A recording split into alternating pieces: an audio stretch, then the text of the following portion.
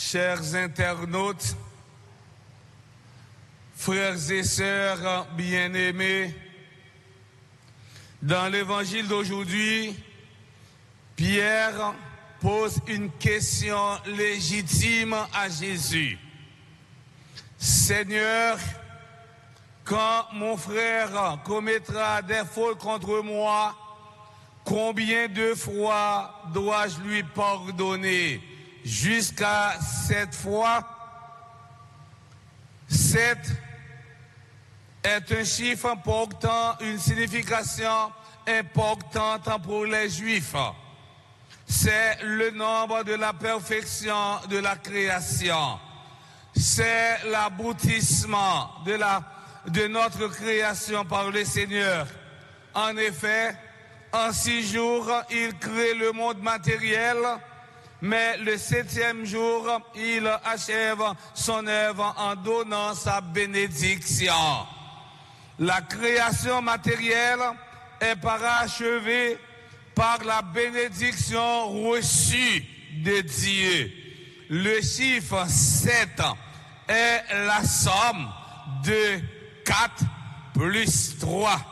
4 et 3. Le chiffre 4 désigne le monde matériel. Les 4 points cardinaux, les 4 éléments, le chiffre 3 évoque Dieu et la Trinité, l'éternité, la stabilité. Cette somme, mes frères, mes sœurs, symbolise donc l'union matérielle et du spirituel. 7 indique ainsi la perfection. Pierre demande donc quelle est la perfection du pardon. Mais qu'est-ce que le pardon? Qui ça pardon? Voyez, mot pardon, il sorti dans un simple mot don. Or, don gain pour définition même remettant le don total de soi à quelqu'un. Le pardon est un don renouvelé, un don en plus. Voyons maintenant, mes frères, mes sœurs, la réponse de Jésus au nombre quantitatif du pardon. Jésus répond par la qualité du pardon. Gonjan ou pardonner monde et comme si ou pas pardonner monde non. Mais leur pardonner monde faut garder qualité pardon. C'est pas nombre de pardon non bail là, mais c'est qualité pardon. Est-ce qu'on pardonne monde ça à tout cœur, à tout amour, à tout ou même? Oui. L'expression, eh bien, je ne te dis pas jusqu'à 7 fois, mais jusqu'à 70 fois 7 fois. L'expression 70 fois 7 fois n'a rien à voir à une opération arithmétique. Elle vise à exprimer l'incalculable, l'incommensurable. Autrement dit, 70 fois 7 fois est le chiffre de la plénitude absolue. Ça veut dire, pour Jésus, pardon, pas de gagner limite. Pour expliquer cela, Jésus raconte une parabole, un serviteur qui te doit mettre lui en pile l'argent et il n'a pas de possibilité pour te remettre, mettre là comme ça. Eh bien, il était lagué deux pieds, il était genoux dans deux pieds, mettre là. Eh bien, il supplie et mettre là, t'es compassion pour lui et dans le table dit serviteur, ou mettre aller, ou pas de vraiment encore, tout dette yo même, yo remettre. Li, frère Samuel, eh bien, même serviteur ça, il était gagné un compagnon, eh bien, il rencontrait sur route qui était doué l'argent. Eh bien, il était donné une petite somme qui pas trop gros. Eh bien, monsieur pas voulu faire miséricorde envers l'autre là, il étranglé pour lui dire calme la jambe, bam comme moi mon frère, parce qu'on doit me longtemps, dégagez, démêlez, bam comme moi. Monsieur mettez main en bas gauche l'autre là supplié, il dit à mon chef, prends un petit temps pour moi non, m'a guettant remettre au cob là. Ah, monsieur dit on aime pas non compassion pour mon papa. Calme la jambe. Calme la jambe. Tout le monde campé sous des rangs pour garder nègre là, que se fait miséricorde, que se fait compassion pour lui, il dit l'autre là, calé l'argent, il met en prison. Frère, c'est mieux. Message ça. C'est un message qui est très important dans notre carême. Le carême est un temps où nous demandons pardon à Dieu et nous connaissons bien que bon Dieu n'a servi, c'est un bon Dieu miséricorde. Il pardonne nos péchés, il nous relève, il nous donne toujours une nouvelle chance. Mais l'évangile aujourd'hui a rappelé nous, il y a un bagage essentiel dans la vie nous comme chrétiens. Nous pas capables à demander bon Dieu pardon et nous-mêmes nous refuser pardonner l'autre là. Nous ne pouvons pas obtenir le pardon de Dieu si nous ne faisons pas miséricorde à ceux qui nous ont fait du tort. N'oubliez pas cette déclaration de Jésus. Si vous pardonnez aux hommes leurs fautes, votre Père céleste vous pardonnera aussi. Mais si vous ne pardonnerez pas aux autres, eh bien, votre Père non plus ne pardonnera pas vos fautes. Matthieu, chapitre 6, verset 14, rivé dans verset 15. Nous le disons nous-mêmes dans le Notre Père.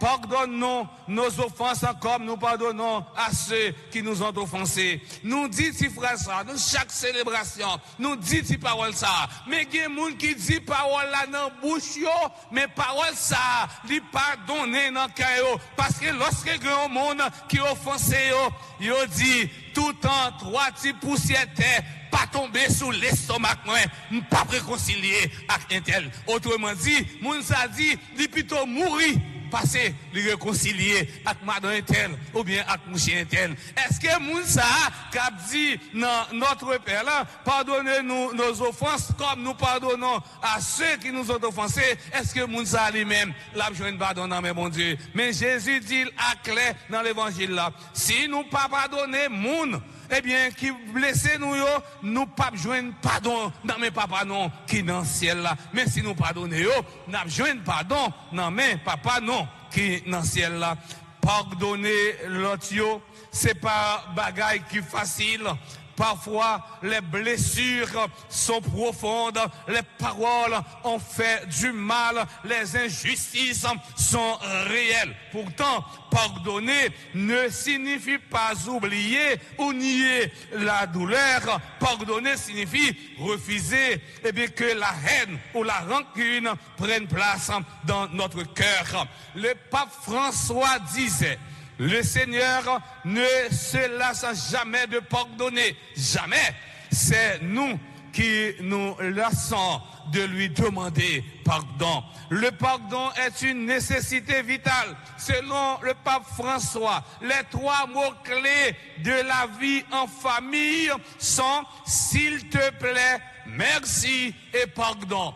Les 3 mots clés de la vie en famille sont s'il te plaît, merci et pardon. 3 mots ça yo. Sinon en famille, yo tourné dénominateur commun et puis famille ça pas de problème, c'est aller, yo pour aller vers l'avant. Pardonner, c'est nettoyer le passé.